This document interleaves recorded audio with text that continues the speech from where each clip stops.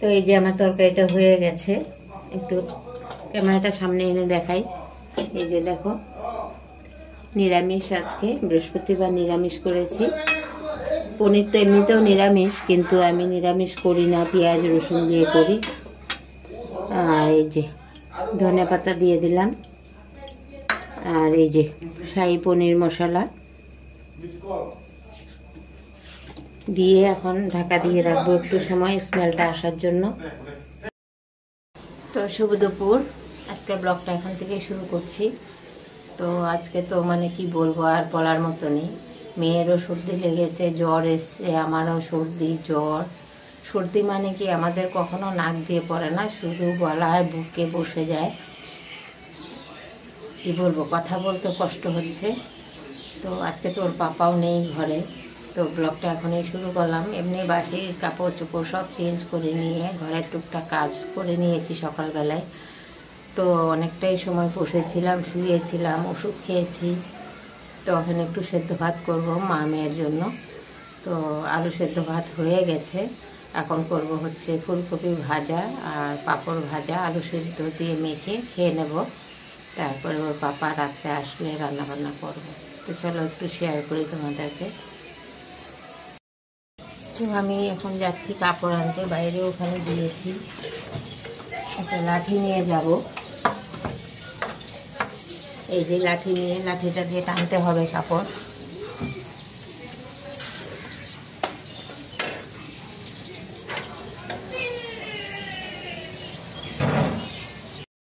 তো এই যে কাপড় তুলে নিয়ে আসলাম।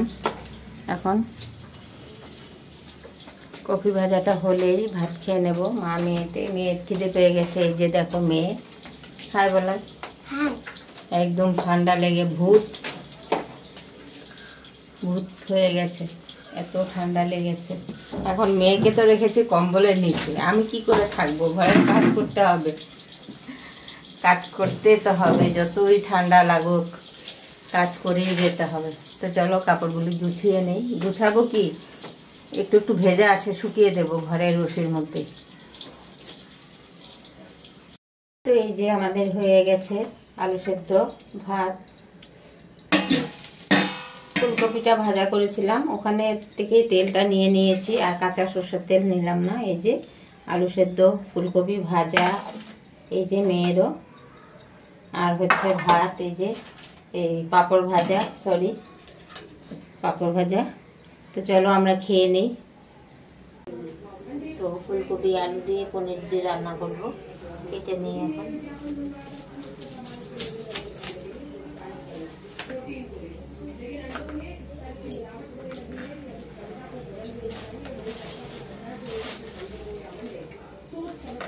बात एकदम कमाएगा नहीं।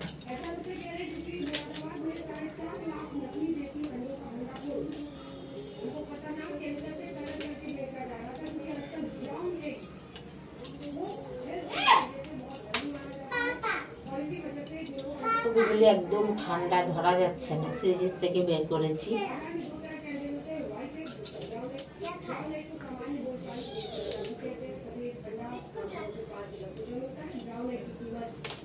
তো আমি ফুলকপি আলুটা কেটে নিই, তারপরে আবার কথা বলবো।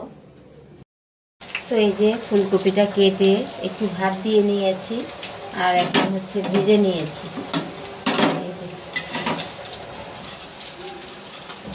ভাত দিয়ে জল ফেলে দিয়েছি, তারপরে একটু ভেজে নিয়েছি, তুলে নিচ্ছি। এখন পনিরটা ভেজে নেব।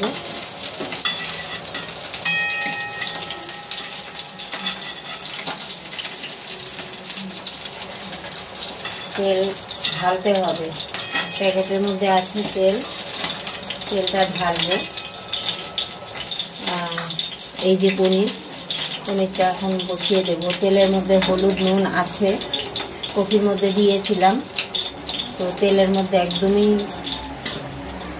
হলুদ নুন আছে, তেলটা কম আছে। আমি এখন ঢালবো, প্যাকেট কাটবো, প্যাকেটের মধ্যে তেল আছে।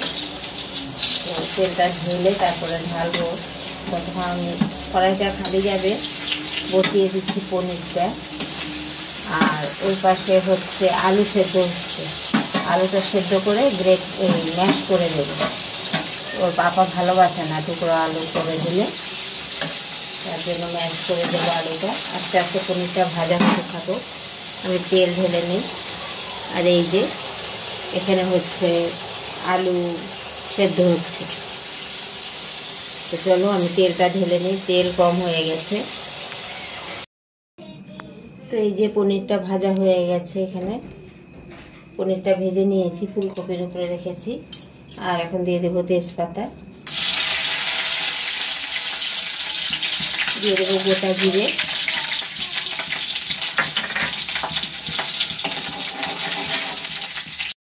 আলুটা দিয়ে দেবো এখন জিরের উপরে। আলুটা দিয়ে ভেজে নেব, তারপরে একটু ম্যাশ করে দেব। হলুদ আর নুন নিয়েছি, হলুদ আর নুন দিয়ে আলুটা ভেজে নেব।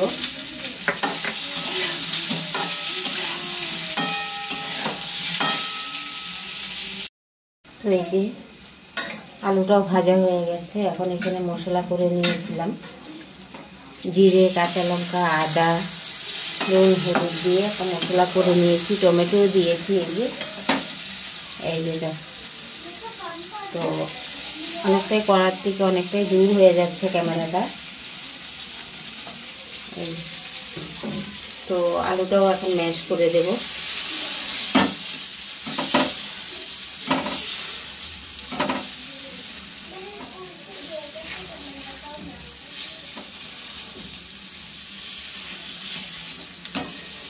ম্যাশ করে দিই। আর সাথে আমি একটা জিনিস দেওয়া হয়েছে, বলা হয়নি, তো শালগম, নতুন নতুন শালগম উঠেছে। শালগম ছোট ছোট দুটো কেটে দিয়েছিলাম আমি খাবো বলে। এই যে, তো এটা আমি আলাদা করে তুলে রাখবো আর কি। তো এখন গরম জল করে নিয়েছি, গরম জল দিয়ে দেব। এই যে গরম জল,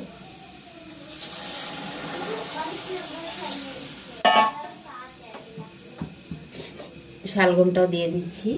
একদম সেদ্ধ করে সুন্দর মতো ভাজা করে নিয়েছি। আর এই যে পনিরটা আমি কেটে নেব, কেটে নিয়ে দিয়ে ভালো করে ফুটিয়ে নামিয়ে নেব।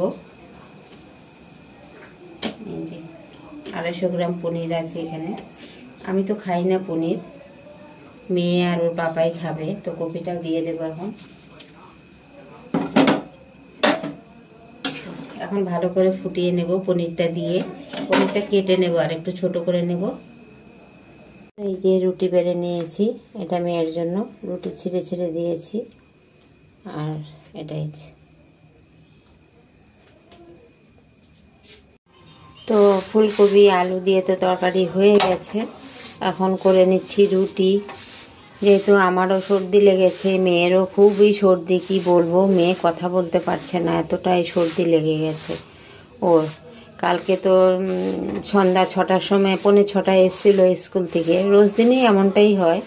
তো রোজ দিন এসে না মেয়ে ফ্রেশ, মানে শুধু হাত পা ধুয়ে মুখটা ওয়াশ করে নেয়, অতটুকুই ফ্রেশ হয়। সকালে তো চান করিয়ে দিই, 10:30টার সময় ওকে চান করানো হয়। তো মেয়ে আবার কালকে কি করেছে, ড্রেস খুলে ডাইরেক্ট গিয়ে একদম ঠান্ডা জল ঢেলে দিয়েছে শরীরে। গরম গরম ভাব লাগছিল ওর। তো তারপরে রাত্রের থেকে মেয়ের এতটাই, মানে কি বলবো, সর্দি।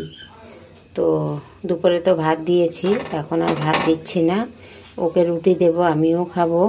আর ওর পাপাও ডিউটির থেকে এসে বলছে যে অনেকটাই ঠান্ডা লাগছে, এসে আবার চান টান করেছে, তো তার জন্য ওকেও মানে রুটিই দেব। তো চলো আমি রুটি কটা করে নিই, আরও বেলবো, রাখা আছে, শুধু মেয়ে আর ওর পাপার জন্য করে নিয়েছি। আগে ওদেরকে দিয়ে দিই, মেয়ে আবার ঘুমিয়ে পড়বে। তো চলো। ঝাল ঝাল হয়েছে?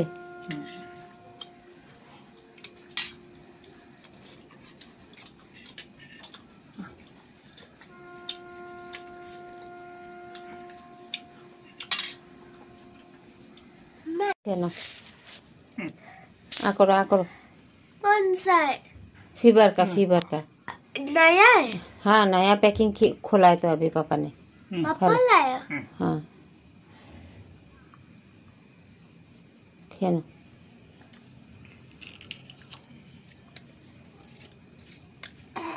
जल खाए ना গরম আছে জলটা?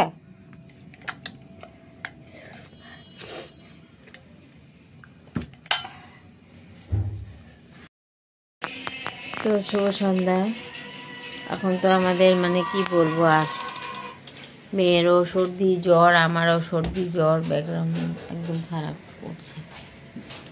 তো সর্দি জ্বরের জন্য একদম মানে কিছুই কাজ করতে ইচ্ছে হচ্ছে না। তো দেখো এই যে চান টান মানে গরম জল দিয়ে একটু ফ্রেশ হয়েছে আর কি, সিঁদুর টুদুরও পড়া হয়নি। Mama, কি maybe করবো? you are fresh.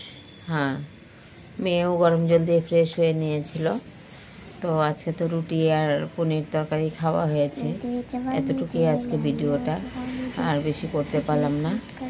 তো এমনিতেও আমার ভিডিও অনেক বড় হয়ে যায়। তো চলো সবাই ভালো থেকো, সুস্থ থেকো, সবাই একটু পাশে থেকো আর লাইক দিয়ে পুরো ভিডিওটা দেখে নিও। তো আজকের মতন টাটা, বাই বাই। Bye.